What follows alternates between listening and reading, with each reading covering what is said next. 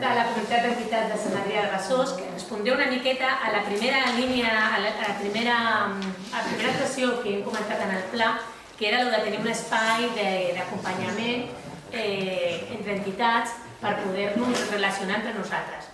Us comento que aquest és un espai que està dins de la plataforma Decidim de Sant Adrià, que és un recurs de la Diputació de Barcelona i que una miqueta l'hem idealitzat a modus de la xarxa que ja tenen la Diputació, però en comptes de fer-la amb associacions i entitats del municipi, la fan entre ajuntaments, perquè la Diputació dona servei a ajuntaments. Doncs si passem la següent, està dintre del que és la plataforma Decidim i seria aquest espai que veieu aquí que diu comunitat. És un espai privat, no es pot accedir si no teniu accés. Alguns de vosaltres en teniu, però després si algun dels presents volen formar-ne part, doncs serà benvingut perquè és un espai que estem provant, està en proves. I ara mateix en formen part unes 15 associacions, però podem arribar fins a 20-25. Doncs continuem. Aquesta és una informació general que donem i la idea és que aquest sigui un espai col·laboratiu de coneixement entre entitats. O sigui, el que volem és que aquí, entre vosaltres, tingueu un espai en què pugueu preguntar-vos, conèixer els recursos que tenim a l'Ajuntament. És un espai de col·laboració i de coneixement. I ara us explicaré cada una de les parts. La idea de la comunitat és que aprenguem entre nosaltres de les experiències pròpies. Si una associació ha fet una activitat i és una bona pràctica, doncs que altres associacions puguin aprendre d'aquesta pràctica i es puguin enriquir amb aquest coneixement que una entitat ja ha tingut previ, que es puguin compartir l'agenda d'activitats, però ara us dic que és d'una manera interna i és només una prova pilot per veure si podríem muntar un sistema que després es pogués enriquir aquesta agenda que he comentat abans per la ciutadania i per les pròpies entitats, que entre nosaltres puguem resoldre dubtes i aportar solucions entre les mateixes entitats, que connectem amb persones que tenen inquietuds semblants a les nostres com a associació i també una mica anar alimentant un banc de bones pràctiques i de bones experiències perquè estiguin allà com un catàleg sempre disponible per les entitats. I també que ens serveixi a l'Ajuntament com a escolta activa. Aquí l'Ajuntament sí que administrem la plataforma, però no som una gent que es posi en un nivell superior. Està al mateix nivell que les entitats. I nosaltres volem escoltar i volem veure quins problemes hi ha, com es poden resoldre i de quina manera nosaltres podem col·laborar en el vostre dia a dia també i en les activitats que porteu en marxa. Doncs la següent pestanya seria recursos i formació. Aquí hem posat, aquest és l'espai que comentava el company Juan Vizcaíno. Aquí hem posat recursos i formació.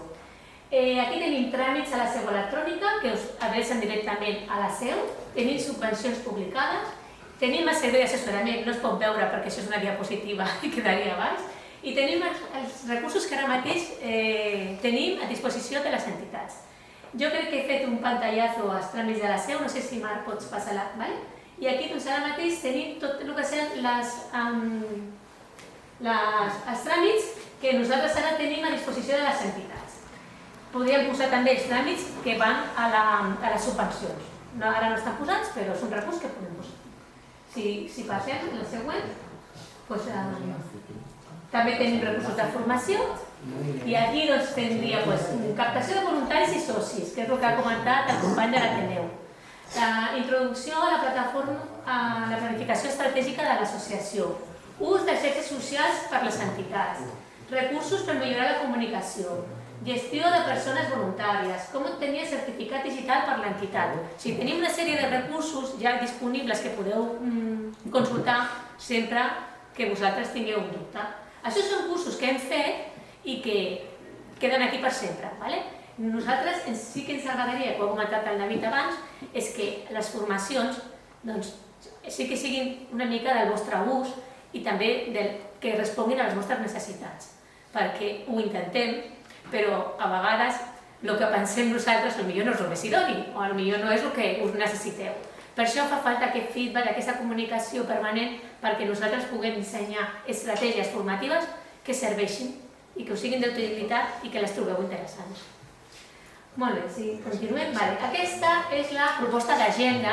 Clar, ara mateix encara ningú no ha fet una proposta d'agenda, però la idea és que aquí ara no podem veure cap perquè no hi ha cap proposta, però la idea és que quan vosaltres doneu a nova proposta, aquest botó vermell, s'obre un desplegable en què l'entitat pot introduir les dades de l'activitat. I llavors, això queda visible per totes les entitats. No ho podeu veure perquè no hi ha cap, però la idea és això, que podeu posar el dia de l'acte, el cartell si el teniu, que totes les entitats puguem veure què està fent l'altre. No només perquè no entrepitgi l'acte, com he comentat abans, sinó perquè dius, ostres, doncs mira, Sant Bessó farà una batucada, potser és de protecció civil. Estamos aquí con el caramelico más a gusto. El de protecció civil doncs pot venir a fer-me un cop de mà, no sé, o l'altre que... I aquesta és la idea.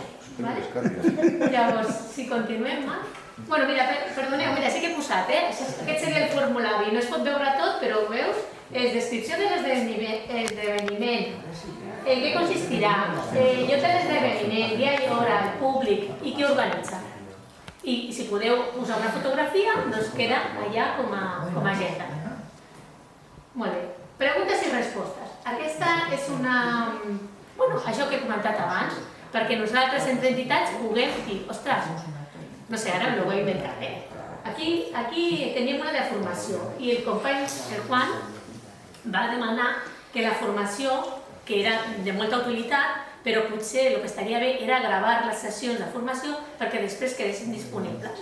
La resposta va ser que sí, que era molt bona idea i que segurament totes les formacions que fem, a part de poder posar les diapositives que sempre les adjuntem, doncs poder gravar-les i que després quedin disponibles.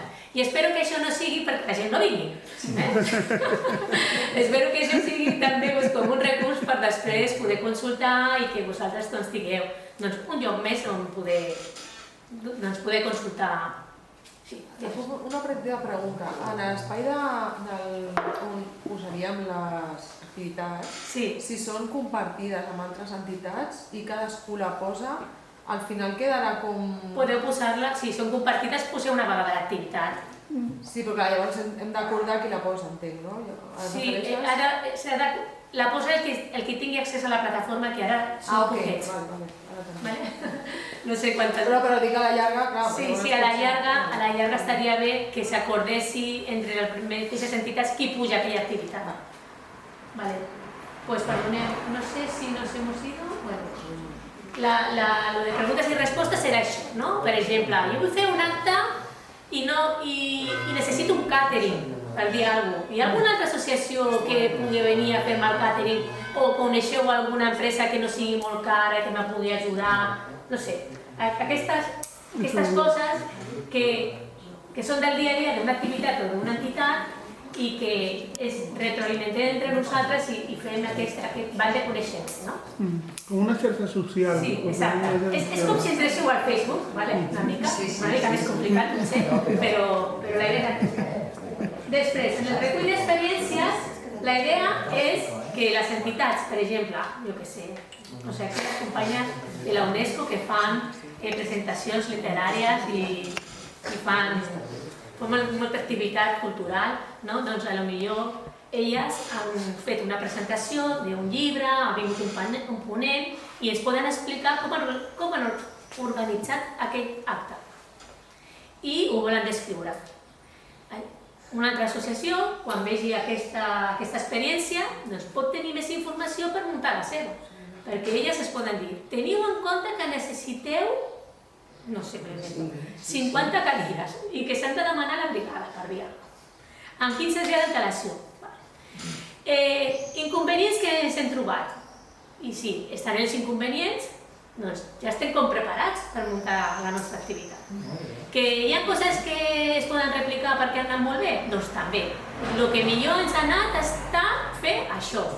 Llavors, entre nosaltres ens Tenim aquesta experiència entre associacions que jo penso que és molt interessant perquè s'enriqueix a tots. I per últim, tenim, no es veu bé, ja està. Tenim un formulari, no, allà que no es veu bé però diu dubtes de funcionament. Dubtes de funcionament són dubtes de funcionament de la mateixa plataforma. Perquè el que volem és que si vosaltres veieu que algun espai falta alguna cosa, no acaba de funcionar, o al revés, hi ha un espai que funciona molt bé, volem saber com funciona la plataforma, per poder-la enriquir i poder dir, doncs mira, ens estan dient que potser aquí estaria bé que es pogués pujar una fotografia, per dir alguna cosa, doncs poder-la millorar i que la plataforma al final sigui un espai útil per tots i que respongui a les necessitats de les entitats. I bueno, aquesta és la idea, no? Aquest seria el formulari per fer arribar el dubte. El dubte o millora no arriba a les entitats, arriba a l'administració, que en aquests cas som nosaltres, la meravellosa, i podem fer la millora a la plataforma. No sé, bueno, i fins aquí. Vosaltres, si no teniu accés a la plataforma i voleu tenir-ne, només us heu de registrar a la plataforma, registrar un registre. És com si entressis al Facebook, t'has de registrar. I després m'heu de dir, envieu un correu de participació ciutadana dient que voleu formar part de la plataforma i nosaltres us donaríem accés. I ja està.